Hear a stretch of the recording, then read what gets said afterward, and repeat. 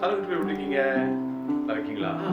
இன்னைக்கு நிறைய பேருக்கு ஸ்கூல் டாப்பராக இருக்கணும், ஃபர்ஸ்ட் ரேங்க் வாங்கணும். வீட்டில் கேட்பாங்க, நீ எந்த ரேங்க் கேட்பாங்க. நீ ஒரு 10 பேரை போனாலே இப்படி ஒரு மாதிரி சத்தம் போடுவாங்க. ஸோ நீ எப்பவுமே டாப்பராக இருக்கணும்னு நினைக்கிறேன். அது நல்லது தான்.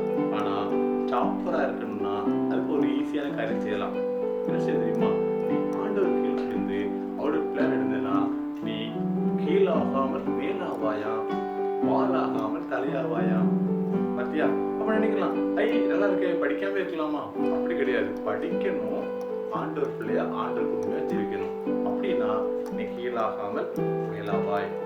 இப்ப டாப்பரா இருக்கிறதுக்கு எனக்கு தெரிஞ்சுட்டா ஃபாலோ பண்ணுவீங்க தானே?